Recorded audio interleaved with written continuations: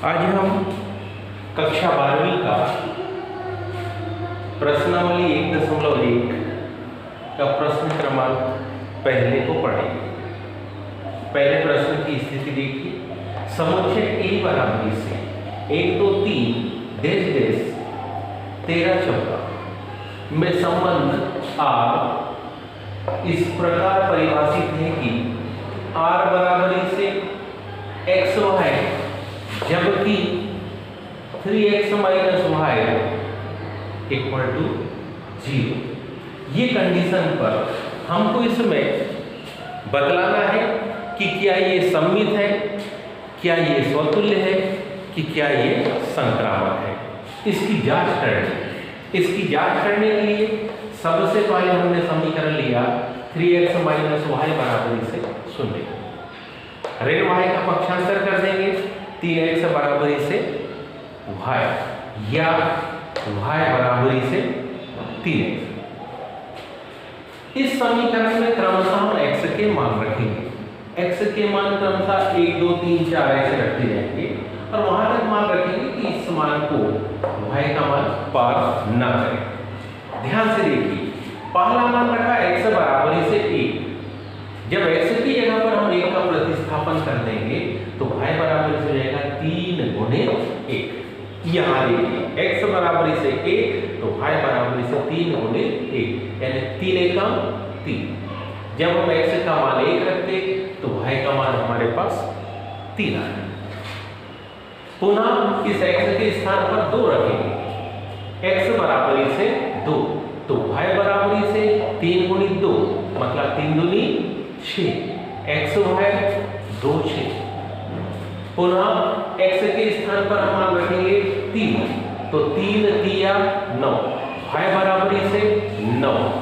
ध्यान से देखिए x y बराबरी से 3 9। x की जगह पर हम 4 रखेंगे। जब x की जगह पर 4 रखेंगे तो 4 का 3 से गुणा होने पर 4 3 12 आ जाएगा। तो माना गया x y बराबर x y यानी कि 4 12। कंडीशन को थोड़ा सा ध्यान से समझने का प्रयास करें। यदि हम इसमें x बराबर से 5 रखते तो हमारे पास समीकरण था y बराबर से 3x। x की जगह पर हम मान रखते तो माना था 3 गुणे 5 3 5 15 y का माना गया 15। हम में से सब जानते हैं कि एक समुच्चय में 15 अवयव शामिल नहीं है। यहाँ पर x y दोनों के दोनों अवयव एक ही अवयव होने चाहिए, इसलिए हमने इस मान को यहाँ पर नहीं रखा है। तो हमारे पास इस रिलेशन में कौन कौन से अवयव हो गए? 1 3 2 6 3 9 4 12। ये हमारे पास इस रिलेशन में ये अवयव हो गए। अब ध्यान से देखिए, इन अवयवों से हम सममितता, स्वतुल्य और संक्रामकता की जांच करेंगे। यह सममित नहीं है। क्यों नहीं है? ध्यान दीजिए, हमारे पास 1 3 है, 1 और 3 तो शामिल है लेकिन 3 1 शामिल नहीं है। सममितता की कंडीशन हमने पढ़ी थी, उसमें लिखा था यदि हमारे पास में क्या A1 A2 R में शामिल हो, A1 A2 यदि R में शामिल हो तो A2 और A1 को भी R में शामिल होना चाहिए। यहाँ वो ये कंडीशन को नहीं दर्शाता है, इसका मतलब ये सममित नहीं है। आगे आइए,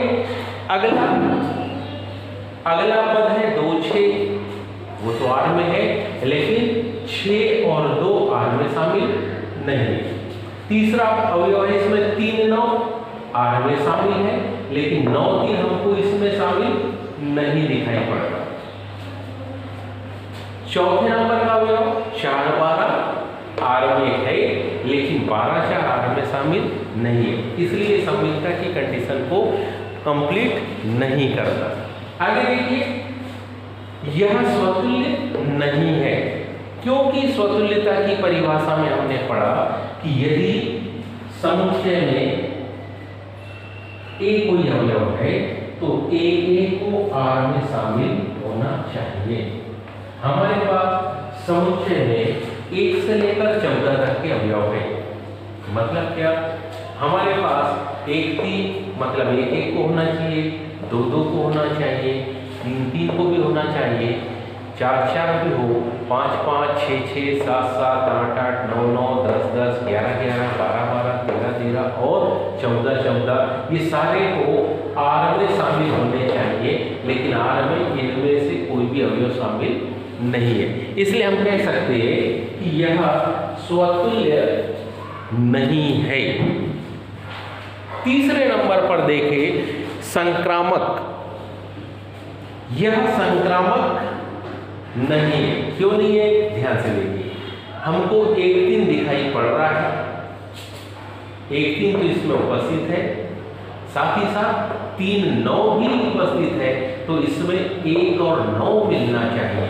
1 3 इसमें शामिल है, 3 9 इसमें शामिल है, लेकिन 1 9 इसमें शामिल नहीं है।